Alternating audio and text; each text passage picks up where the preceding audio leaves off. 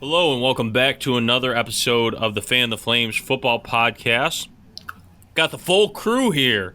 Jeremiah, James, and the he's been in and out, and he's back. The Liberty Mountain Views guy, Kyle Griesinger. Welcome back, Kyle. You might even say I'm storming back onto the podcast field. You might say that. The Liberty bad boy himself. Let's go. Here we go. And, of course, we got the esteemed former Joker, James, and then Jeremiah. I mean, who doesn't know Jeremiah except for, the entire football team? They don't even know you, right? I don't think a single one of them has met you, right? I met a few of them. I met a couple of them this past week. Yeah, shout out to them. I mean, I wish I could have stayed and seen that and met them, but who knows? I might meet him on the field come Saturday. That'd be interesting. Anyways, continuing on. Let's talk a little bit about the game today. James has got a mic now, so we're excited to have him a part of the team. I had to throw some shot at James. You know, we did it with Kyle, and I'll say it. I mean, I'm apparently a burner. So, guys, don't even disregard everything that I say this whole podcast. In case we have any listeners on who aren't on Liberty Twitter, it was a spicy day on Liberty Twitter. Yes, it was. Oh my goodness! What a day! What a day! So, with all that being said, moving on from this, what a game! What a game! We talked quite a bit of it on Twitter Spaces on Sunday. Got a lot of it out of our system. Who else wants to say? Who's up? Who's up first? Raise your hand. Who wants to talk? Anybody? I'll go first. All right. we talked. I knew Kyle was going to go. I'll come. Yeah. I'll come in. We talked about this. We talked about this a lot on the Twitter space. Like, it was a tough game. Like, we should have won by more. We should have won by more. It's that simple. If we want to be a top tier football team, we can't be, winning nail biters to FCS teams on a regular basis. Now, Gardner-Webb, it's a respectable football team. They are better than they look on paper. Remind me a lot of Akron in that way. But it's a game we should have won. We should have won by more. Grateful to have the win. I think Coach Freeze said it in his press conference, rather be an ugly 6-1 than a pretty 4-3. I think that's fair enough. But I'm glad Charlie Brewer's supposed to be coming back this week. Got to have more consistency at quarterback, just plain and simple. One thing I did leave, I forgot to mention on the space until my internet died on me and I couldn't get back on. I did want to shout out Preston Hodge. I think had his first maybe tackle of the year at a minimum. He had a couple of big plays there in the fourth quarter. I love seeing him get some action.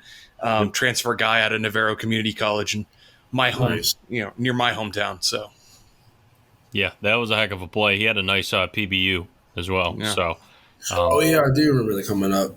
I do remember that. It's awesome. Yeah, glad he's able to get in on the. Yeah. Yep. James, what do you got to say about it? Yeah, I don't really have anything much. Just rewatched the game today. Again,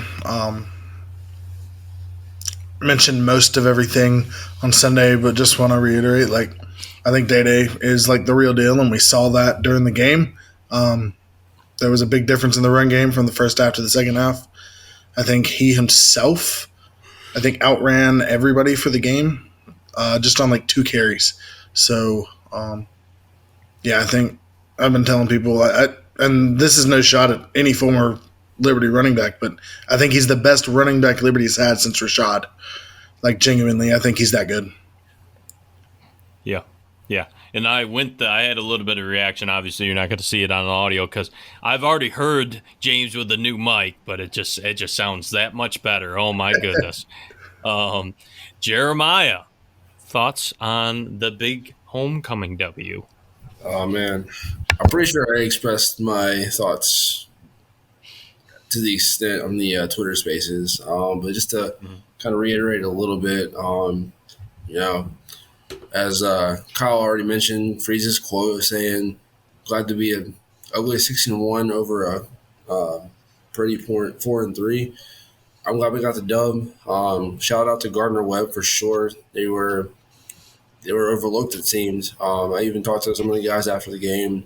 They're like, "Yeah, we kind of played down. We kind of overlooked them a little bit. They're a much better team than we expected." So shout out to Gardner Webb for a very well played game, hard fought game. Lots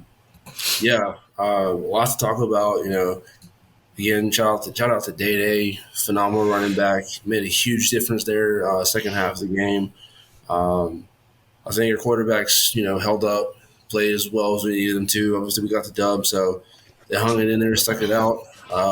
Defense playing pretty well still, and shout out to special teams once again. Aiden Alves, MVP right there, the punter MVP. Like, he's going crazy with like placement. And I forget who it was. I don't know if y'all remember who it was that down that one punt and like the 2 or 3 yard line. That was Trayon Sibley. That was Sibley. Yep.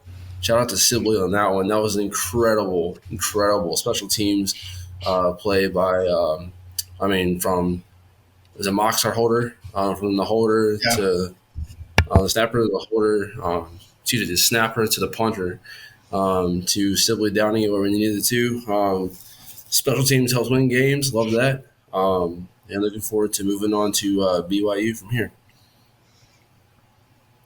Yeah, for sure. I was just looking up how to download your Twitter Spaces audio because, that might help on some of this stuff. But, of course, Twitter isn't very helpful because as soon as you mentioned that, I was like, huh. Yeah, I'll just leave, and you can just fill in my Twitter Spaces what I said over there. It'll probably be a lot more. That's what I'm saying.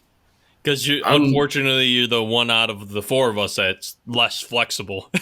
So when it comes to that, so we could just be like, "This is what Jeremiah said." Yeah, actually, I'd be totally for that.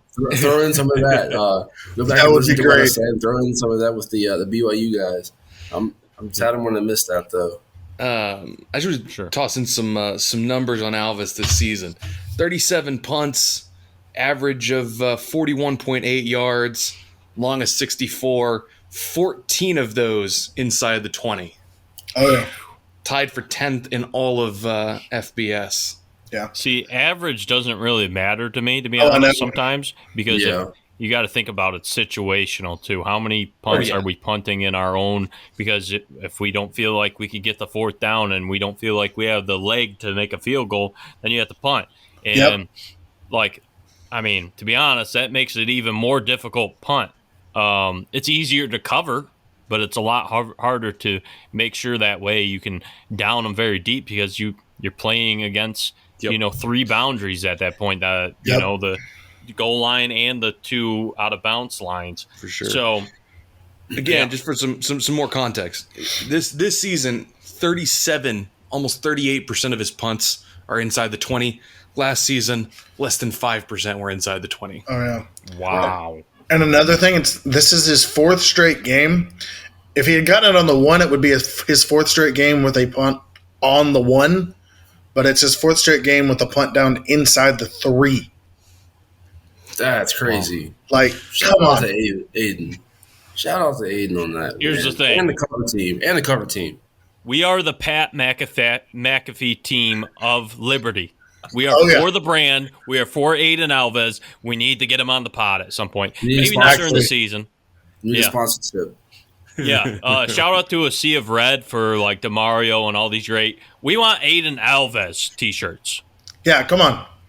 Actually, I think that would be really dope. Oh, yeah. I'm going to hit up Chad right now. Yeah, no. Chad and John, if they're probably going to listen to this, they're going to laugh their butts off of me saying this, but take my money. I'm always putting in the group chat that meme from Futurama, the take my money meme. Anytime they put anything out there, but yeah, for Aiden, take my money. I'll buy that shirt. Yeah, we need for the brand and then literally Aiden Alves, like him kicking with his number. That'd be so dope. I'm just going so dope. Kyle, I'm just going to randomly, without any context, text him and be like, I agree with Kyle. The unfortunate thing is I'm pretty sure they're live streaming right now. Oh shoot, it's right. Yeah. Oh well. It's important enough. I mean, thankfully, there's, people being able to watch that. We're not competing against them, thankfully. We would never want to do that. They're all awesome. I'm so thankful for the support that John and Chad, has supported Liberty Twitter as a whole. That's, and the stuff that they do for Flames Nation is just incredible. Yeah. So shout out to them. But we still need an Aiden Alves for the brand shirt, baby. I know. Let's go. Nice. Yeah. Maybe if we did something similar like that or something, and if they don't do it, maybe we could get some traction from Pat McAfee himself, which is, his acronym for his show's PMS. So that's interesting. But anyways, we're moving on. Say I won't tweet at both Aiden and Pat. Say I won't. I think we're getting a little off topic here, gentlemen. Yeah. Hey, Fan the Flames football podcast MVP, Aiden Alves. Absolutely. There we go. All right, moving on with continuing to go on to the homecoming win. I want to say a little bit of my 2 cents as well. I think some of the reaction was, even though there's some justification above the reaction of how poorly we played, there were some harsh sides of it as well, where I'm like, they didn't play with any heart, and I've seen different tweets that are, all this stuff, and I'm like, all right, let's relax, if anything, that's the last thing that I'm worried about is the belief and heart and grit of this team, because they're 6-1 with so many injuries. Trayshawn Clark is out, we've had ins and outs of Javon Scruggs getting hurt, or, even there's been some stuff on just defense in general where there's been some players that have either gotten knocked out briefly during the game or, little things like that. And then let alone we've had a whole quarterback situation that has been unprecedented throughout college football to see a 6-1 team that have the schedule that we have do it with a third-string quarterback and do it with an inconsistent third-string quarterback. Shout out to JB. I will constructively criticize him, but it's another thing to just bag on the man. This dude is coming out there and he cares about Liberty. He could have left, he could have. And then at that point, you're down to 3 scholarships quarterbacks. Maybe we give another 1-1, like maybe a Sean Brown or Zach Burnett. But I mean, it's like people just need to relax. These guys are 18 to 22, 23, 24 years old. They're not only athletes, but they're also students. This isn't the University of North Carolina where we have fake classes. But all jokes aside, that's it. All jokes aside, I like UNC for a lot of things, so I can't joke too much. Except for Evan. Yeah, except for Evan. Yeah. So don't bring that disrespect on Dr. Wheeler's name. Yeah, I love Dr. Wheeler for sure, but yeah, I mean it's a very interesting life that they have to live, where you're working out and they have no job. Yeah, of course, their job is to work out, go play football, practice, all that type of stuff. And yeah, they have full scholarships, all that good stuff. Cool, great. I get that. But they're still human, They're still guys that are battling every single day. They care about it. They haven't had a bye week yet. We have one of the later bye weeks. So they don't even have it until next week, which is very difficult to grind through 6, 7, 8 games until you get to a bye week. And they're going to have to play through 8 games before they get to the final 4 games of their schedule. And they have a bye week between, thankfully, but that's a grind. They've been playing since early August. And Yeah, they're not hitting as much because I know Coach Freeze kind of tries not to do that to prevent injuries and help depth. But like these guys have been battling. Yeah, we didn't play very well. Great, I get it. That only means that we have nowhere to go but up from here. What up? And what's promising is shout out to Damian Swordlat and John at A Sea of Red for posting their time that they do have in the media at the practices during the week, because Charlie Brewer, we don't know if he's going to play, but he looks pretty good right now. So that's my feelings of it. I'm happy. I've most of my grievances I said on the space. So we're kind of moving on. I'm not happy the way we played. It's fine to criticize your team, but don't be a jerk about it. Like, it's as simple as that. Don't be a jerk about it. So, with that being said, does anybody else have anything to say about the wonderful homecoming weekend? Great atmosphere. I saw it's like 5 or 6 overall attendance. It's like the student section showed up pretty well. I know the section where I have my season tickets was fuller than it normally is, so that was good to see. Especially good to see that we sold out BYU. That's a big deal. That's a big deal, and not something that was really conceivable even a few years back when I was a student, was the idea that you could expand the stadium to the point that we have and then still sell it out. Big deal. Yeah, I agree. Yeah, it's a very interesting time in Liberty athletics, especially with football. This is a very special season, being not only the last independent season, but also the schedule. Obviously, we've talked about that in thorough, detail throughout the season. And to be honest, I can't believe we're here. I really can't. This season has flown by so fast, and now we're sitting here looking at one of the most historically well-known football programs that's somewhat comparable to Liberty. And obviously, you guys know where I'm, prefacing to is BYU, the Cougs. One of the best scenic atmospheres. Speaking of atmospheres, could you sound a little more Pittsburghian when you say the Cougs, please? The Cougs, yeah, yeah. That's what happens when you got a little bit of your. You only live a few hours from Pittsburgh and Midwestern Canadian Buffalonian type.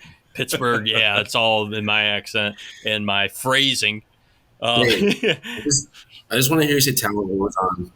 Talent? Yeah. Thank you. Right. Okay. All right.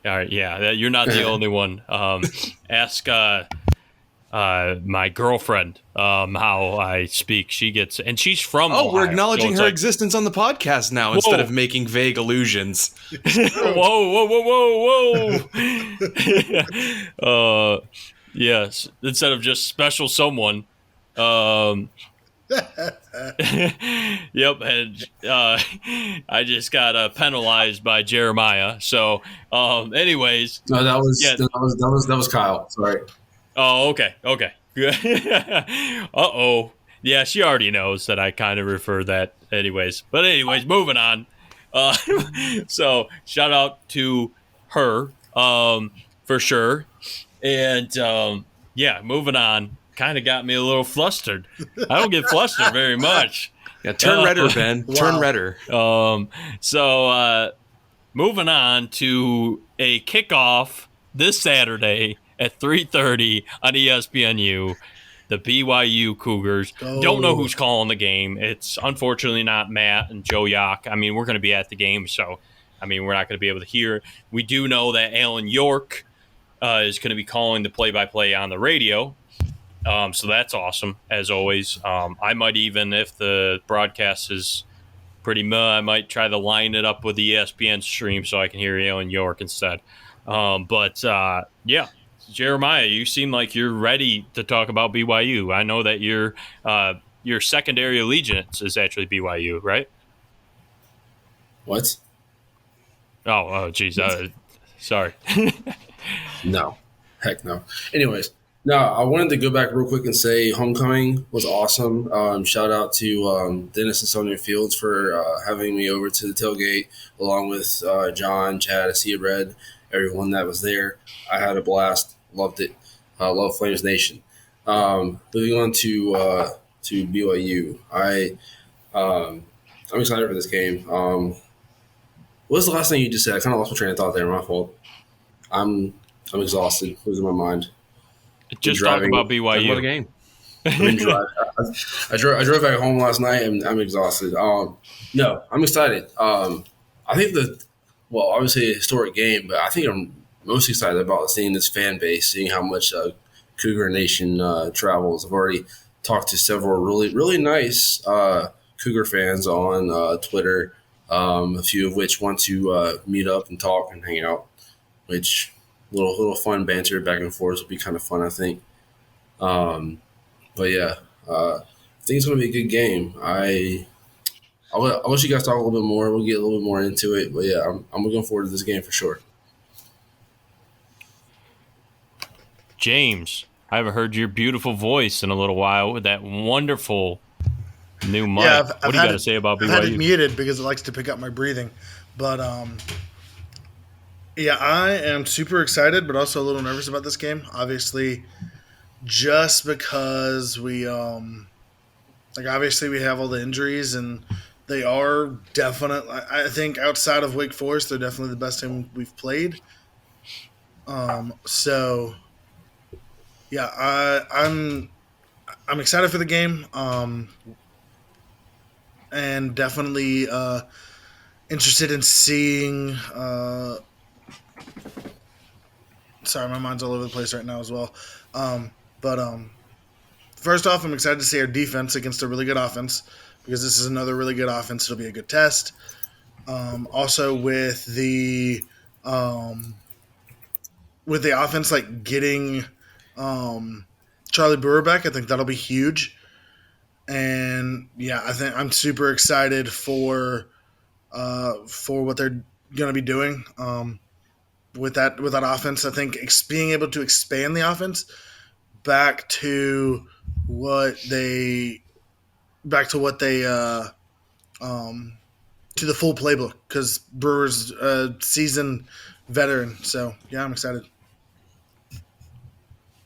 Yeah. Kyle. Yeah, no, I agree with everything James was just saying. I think, getting on the one hand, it's gonna if Brewer does come back. I'm kind of operating from the assumption that he will. So if Brewer comes back, what a tough assignment to draw. Like he's played 9 plays of football. Yeah. In the season, been out getting rehabbed, getting ready. Come back in against a tough BYU team. And I don't think anybody, anybody saying this BYU team is a pushover is smoking something. So I think this is a tough assignment. On the other hand, Brewer's got way more starting experience than anybody else on this roster. So in that kind of way, he's exactly the guy you want in there. He's unlikely to get flustered, unlikely to get rattled by the big stage, by the noise, by all of it. So I think it's good it's good. Hopefully, that Brewer's going to be back. That'll be good. But I don't envy the job he has to pull off if he is. I think just like you're saying, the last few weeks have shown you can score on the Cougars' defense. Now, whether or not Liberty's offense can execute at a high enough level to do it. Seems like a very much an open question to me at this point. And will largely depend on who's in the backfield calling the plays and making the throws. So if the offense can execute, if we have Brewer in the backfield, if we do what we know we can do, we should win this game. Or at the very least, we should be in it. I think this Liberty defense is one of the tougher defenses that BYU will have faced this season thus far. At a minimum, if they play as well as we think they can, they will be. So I think that we match up well in that regard. It's just going to be a matter of can the offense execute. The defense should be able to keep us in this game, but we've won 3 of our 6 wins have come with 21 points scored, and that ain't going to do it. That ain't gonna do it. It's that simple. So it's gonna come down to can the offense get going? Do we have enough guys back? I mean, the wide receiver room is dinged up. DeMario's healthy, yes, but CJ Daniels is red shirting, so he's only got another couple of games he can play. CJ Yarbrough is dinged up after that last game. I think I saw Noah Frith was dinged up a little bit. Caleb Snead might be back, maybe. I certainly hope he is. Yeah, he was not on the scooter anymore this week. I mean, that's good, but still in a boot, right? Yes, that he was. So, I mean, the wide receiver room is dinged up. To a large degree, even if Charlie is back and even if he is what we think he is, this team's going to be what this team has been all season. That's a run-first team. So if we're able to get the ground game going, and in the first half with more than 9 total rushing yards, which I believe was our halftime total against Gardner-Webb. Yes, it was. Then we'll be in a good position to try and win this game. So, like I said, I think we've got a real shot. But I think some of that there's some hate going around for BYU in the Libertyverse that I think is undeserved. We'll say. I mean, yeah, I definitely agree with that. I've been in and out of Twitter most of the day. There was a big span of time where I couldn't get on. But yeah, I've been seeing that all day. It's like these guys aren't going to be a pushover. Like, there's a lot of people discussing the topic that we might discuss later, but everybody's discussing a certain topic, and I'm just like, guys, we've got to win this game first. Like, dude, if we're gonna bring it up, don't allude to it. Everybody on Twitter is all aflutter about whether or not we should storm the field if we win. Yeah, I didn't want to be that guy, so thanks for being that guy. Yeah, it's just, I mean, I think the more of the thing was I was just like, let's just celebrate if we celebrate. I mean, I like to think about it, but let's not get all too up in the air about. But Ben, if we don't make a big deal about this on the internet before the game, then people at the game might get excited and do things we don't like. Yep, exactly. And I just the one thing is, like, BYU is a fantastic program. The fact that they're recruiting Mormons most of the time, that's all they're recruiting for the most part. A lot of them are Mormons, not to say that there aren't talented football players, but they do have somewhat of a limited it's culture, not very many people are going to go to BYU. It's just truth. Like, there are going to be people that are like, I don't want to go to BYU because they're too strict. They're very strict, like Liberty, when it comes to their university rules. They might even be stricter. I don't know. I think they are. Yeah. So, and that's the thing. And the interesting thing about them, too, is they also have many different satellite campuses, too. So thankfully they can maybe, like, if they're in that area, like Idaho and Hawaii and stuff, they can look around while they're visiting these campuses and say, hey, why don't you just go to our main school, which is in Provo, and play for the football team. They recruit a lot of Samoan players, and to be honest, a lot of people out of Utah in that area where the Mormon movement was. And that's just truth, It's interesting. It's a very interesting way that they have built their program. And here's the crazy thing. Who played for them back in the day? Steve Young, one of the greatest quarterbacks of all time. And, and he played for BYU. And I remember as a kid, I was like, I knew BYU, but I didn't really know him. And I didn't know that Steve Young went there. And I read like an autobiography by Steve Young, and I was like, oh, he went to BYU? That's crazy.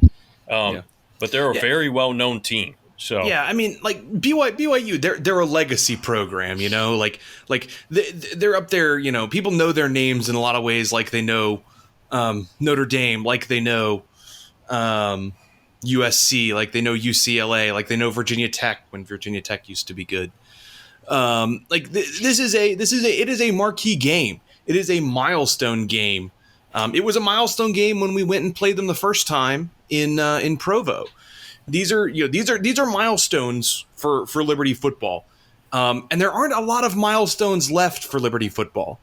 There's this, There's when we played Notre Dame for the first time. There's when we beat Notre Dame for the first time. There's when we beat UVA for the first time. There's our first conference championship. And by the time, once you get to there, you're talking first time appearing in the national championship tournament, first time winning in the national championship tournament, first national championship. There just aren't a lot of these milestone games left for Liberty football. It just is the way that it is. So anybody trying to downplay and say, "Oh, well, they're 4-3. They're, they're not a team worth celebrating if you win." That's just not true. You celebrate the milestones when they come because they only come once. Mm-hmm.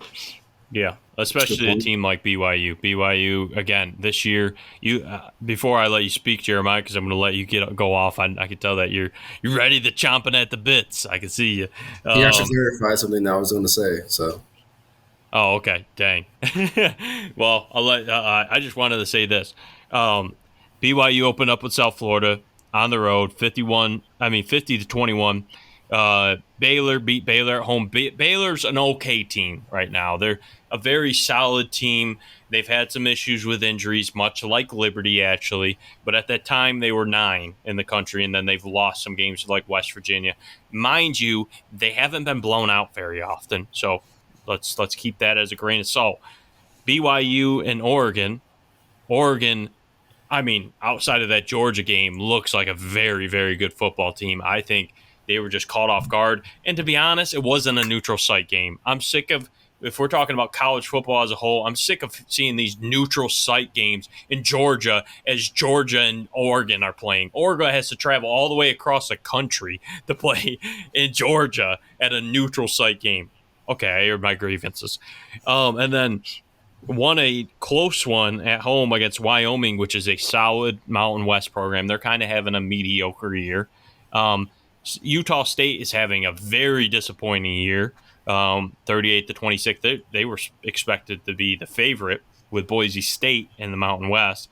And then they went to Vegas to play Notre Dame, played them very tough. Yeah, granted, Notre Dame, it's not their best team this year. They've lost to Ohio State. They lost to Marshall and got upset, and everybody celebrated in the Sun Belt as if it was the greatest win ever in history of football.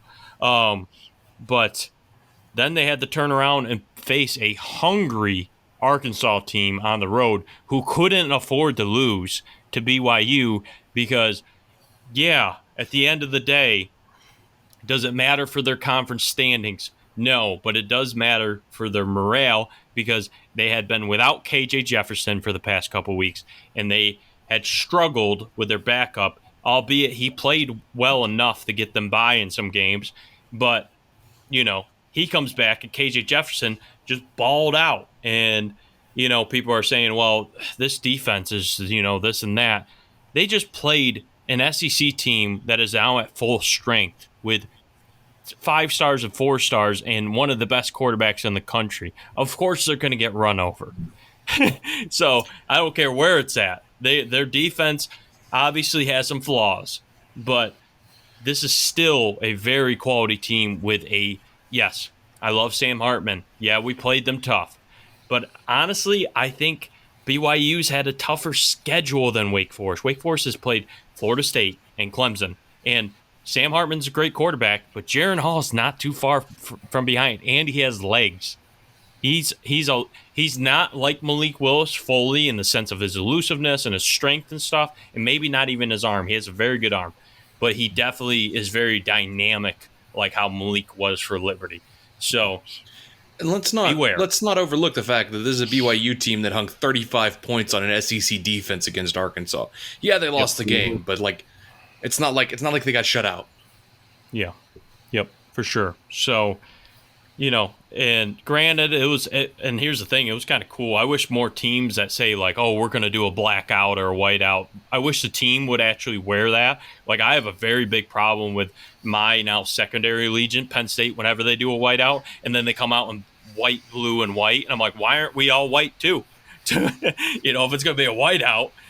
So BYU actually wore white at home, and then they were in all white as well as the crowd when that. I mean, Provo's a great atmosphere.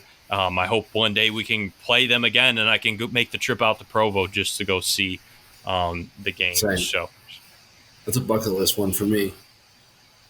Yep. Yep. So I mean, I keep on seeing this phrase being thrown around, the college football's most friendliest rivalry. It's going to be very interesting. There's going to be some door knocking, people knocking on some doors, and there's going to be maybe some door knocking in more than one way when it comes to politics too, right? We're not political, right? We're not political. Um, anyways, if you know Liberty, you know Liberty. Anyways, shout out to those guys as well. Just had to make that stupid joke real quick. Help someone save us, rescue us from this canyon Ben has driven us into. Yeah, this has been a mess of a podcast, but it's been a fun one. Yeah, I mean, what else can we say? We're in the week before the biggest game in history so far, and then now we just finished a homecoming game and wrapped up a homecoming game that was severely disappointed. So we got some mixed emotions going on in this pod. Predictions. James, I haven't heard your sweet, like honey voice in a little while.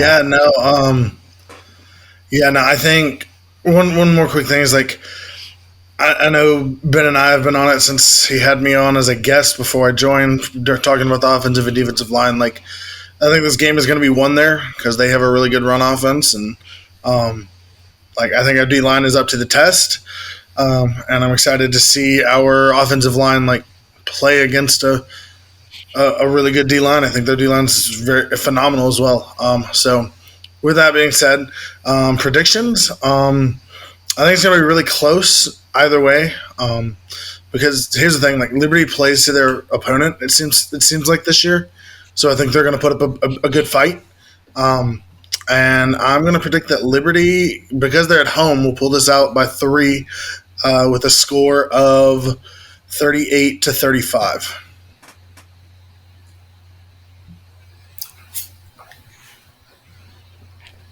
Kyle, you're up next because. Well, James stole my thunder a little bit. My prediction was also 38-35 Liberty. So I think we're on the same brainwave.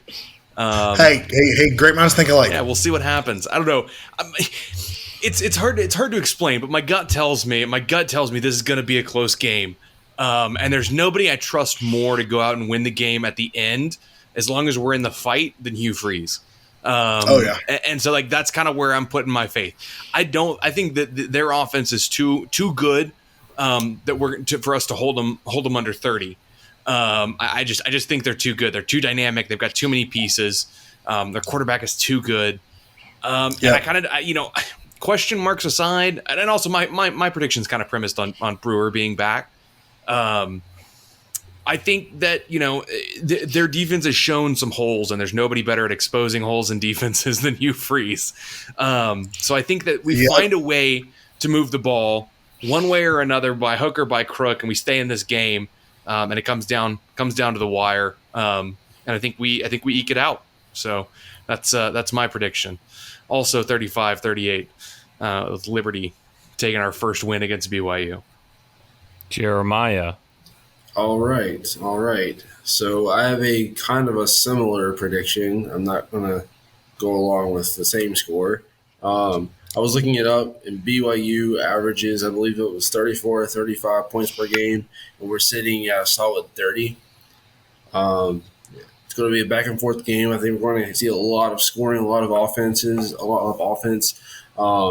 One thing I've heard and seen on BYU Twitter all week is that they're apparently, I don't know for sure, but apparently BYU's run defense is kind of suspect. So I feel like we're going to see a lot of day, and I think Charlie Brewer is going to, if he is back, hopefully he is back. I think Charlie Brewer is going to put up some nice yardage and get us in the end zone a couple times as well. I think I want to go with 34-31 Flames.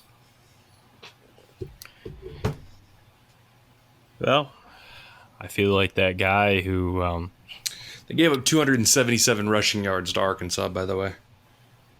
Yeah, it was It was a lot. So it was the 365 passing yards that really did him in. KJ Jefferson balling out. Okay, pause. I really wish at the beginning of the season I made a bet with Ben saying that every time he mentioned KJ Jefferson, I get $1. We'd all be rich. Just want Oh, we'd all be to rich, throw like that out there. I genuinely. wish I had $1 for every time he mentions KJ Jefferson. All right, Ben, hit us with your projection. Well, KJ Jefferson Tell me and James was how right we are. my Heisman guy. So that's why yeah. Guess what? In a couple weeks, you're going to be hearing a lot about him on the podcast. I'm literally just going to say that like Mr. Beast used to, just say the same words, same time. But anyways, deep cut. I feel like the guy who gets chosen for game day and has to be the alum and get up there and, choose my alumni because, it's game day. Got to hype up the home crowd and all that. Not so fast, sweetheart. As Lee Corso would say, I am not going to make this unanimous. And I'm going with an L. I'm sticking with my prediction before the season started. I am going with a loss. I think it's going to be 24-21 Liberty at the end of third quarter. But they're going to put up 14 in the end, and we're going to be, unfortunately, taking an L and not storming the field, by the way. However, I'm hoping every which way to be wrong in this situation because I want so badly to beat BYU, even more than Virginia Tech, because I think – I don't know. I have a feeling that the game with Virginia Tech has a chance to maybe get on the ACC network. This is on ESPNU, and it's the first home game on ESPNU, I think, in that wasn't like the pandemic. I mean, 2019 and 2020, I don't think we had an ESPN game at home. I don't remember because the one in 2019 was BYU. I think we had a couple of ESPNU games back in the FCS era. Yeah, I'm thinking maybe Coastal 2015. Yeah, that was on because I remember watching that. Wait. While you're looking that up, just to continue on, my biggest concern is Charlie Brewer, if he's going to play or not. I know that's all of our concern. If he plays, I still think we have a shot, and we have a better shot. I'm not going to count us out by any means at all. Not going to count us out at all. However, this was the team that I was most worried about, even more than Wake Forest. Because it's a home game, we're all excited, all this stuff, and then it just falls flat. Wake Forest, it felt like we didn't have nothing to lose. This is the biggest game in history. Not saying our boys can't live it up and play up to the game, but the way that these injuries are going, it makes me very, very cautious. So I got to stick to my guns of being a 9-3 record and choosing this as one of the losses out of the three. I mean, fair enough. I mean, I'd like to put you in that coffin with Lee Corso for this pick, but no, I think you're totally reasonable. And here's the thing: if Charlie Brewer doesn't play, I won't be surprised if we go into the half down 28-0. I don't think we will. I think BYU's defense is more suspect than that. But can we really say that that's that is an unrealistic possibility given how the offense is played under JB in the first half most games? I don't think so. So I think there's a very real possibility that this gets away from us. I think that's probably most likely. I think if we go up into the fourth quarter, I think we win. So that I'll disagree with you on. I agree. Our defense is lights out in the fourth quarter all year. More importantly, if we go into the third quarter up, the run game is working.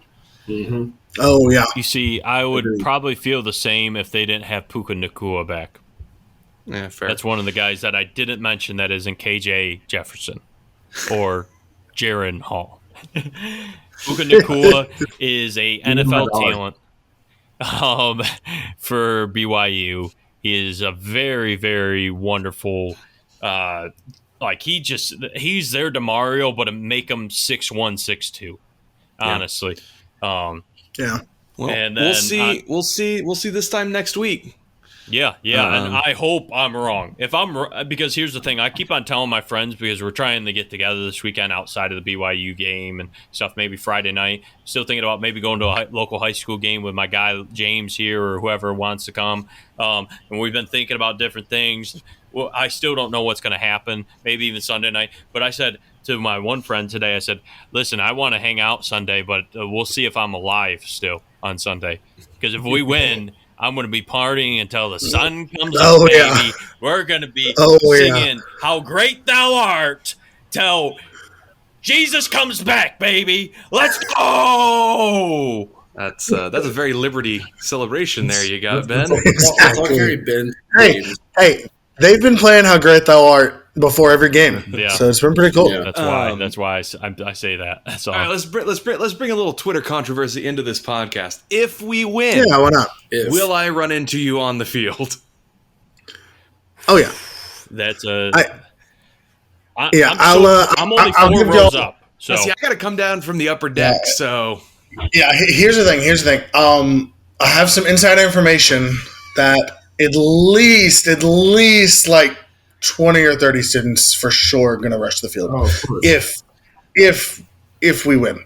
So I think if those 20 to 30 go, everybody's going. Yeah. So I said this in the group chat earlier, so I'm just going to say it again. He's probably going to listen to this later, but I'm going to follow Chad. If Chad does it, Chad does it. Oh yeah. if Chad flying tackles in from the berm, Yes. Yes. With one of his sons on his shoulder. With that being said, let's just all agree to leave the goalposts alone. yes. Yes, please. Yes. That was crazy from Tennessee. Like, why? But again, let me stop. With that being said, like, I think on that subject, it needs to be like a dramatic finish. Like it needs to be organic. As you know, someone else said it before me, so I'll give whomever that was on Twitter the credit for saying that first. But I agree with them wholeheartedly. I think it needs to be organic. Let's not just plan this and just you know. well, we've already planned where we're going to take the goalposts, so I don't know what you're talking about. Yeah, really. Oh Lord. Freedom Tower, I assume. Yeah. Where Which, else? by the way, I sent this to Kyle, and this is news that just came out today. Tennessee actually already made goalposts to prepare for what had happened on Saturday. Oh yeah, they knew it was coming if they won. Yep. So they were already ready. And I agree. I think if for some reason we blow them out, I don't really know if that's a field rush. You know what I mean? It just It feels weird at that point. You know, if it's like for some reason like 35 to like 17, and you're like, and it's been 35 to 17, and they just or 35 to 10, and then they scored, and then it's game over. Like rushing the field. I mean, I'll give them at least be like, okay, I get it, the reason why it's historic, you know, whatever. But like, it still would feel weird compared to like maybe like how Tennessee kicked a field goal at the end. So. If we're up 2 and Rocket Rahimi picks it off with 0 seconds on the clock, Yes. Oh yeah, you go. I'll see you at the 50. No, Here's the thing. Even if we're up 2 and he deflects it, and like I still feel like that's organic. Like it's a big play to end the game. No, here's my dream situation for you. Here's my dream situation. Tie ball game. Toward the end of the game, we have to punt the ball for whatever reason. Aiden Alvis comes in clutch once again, and Trayon Sibley or whoever it is downs him on the 1 yard line, and we somehow get a safety and win by 2 points via safety. That's what I want. That would be That's great. an Alvis victory. I don't And hate then, it. I don't hate it. and then I will storm the field, and I will go directly to Aiden. You see, if that happens, we won't be singing "How Great Thou Art." We'll be singing "Party Rock" anthem instead. Yes. Oh Lord! And then we'll make sure we put up just for Kyle because he hates cringy stuff. We'll have the dancing hamsters from the Kia commercial with "Party Rock" anthem plastered on, and they'll have Liberty uniforms. I'd much rather dancing hamsters than 3D Sparky. And by the way, it has not gone unnoticed that the back it up audio has not Oh played. my goodness! Praise God! I was about to mention that. I wonder if that was like a production or like what like broadcast. I mean, I don't know what I think it's production, marketing or something like that. What if their intern was like, "Yeah, we got it, intern. You can't do that again." No. Yeah. My question is, Kyle, how many burner Twitter accounts did you use to tweet at or DM somebody from the university, tell them to stop? I only have one burner account Mhm, that talks sure. about Liberty Sports. Sure. What is a burner? You know what I mean? Yeah, really. We'll ask. Is my account a burner? Maybe ask Kevin Durant on that subject.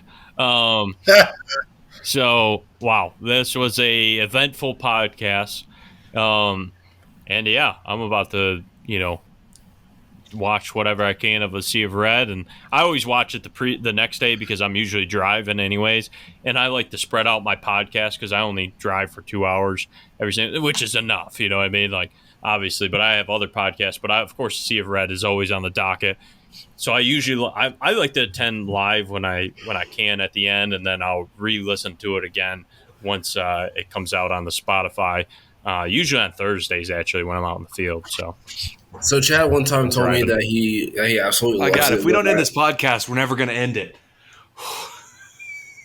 Just saying, go and send a bunch of heart reacts on their feed. Yeah, let's do it. I'm done. All I'm right, done. well, let's wrap this up.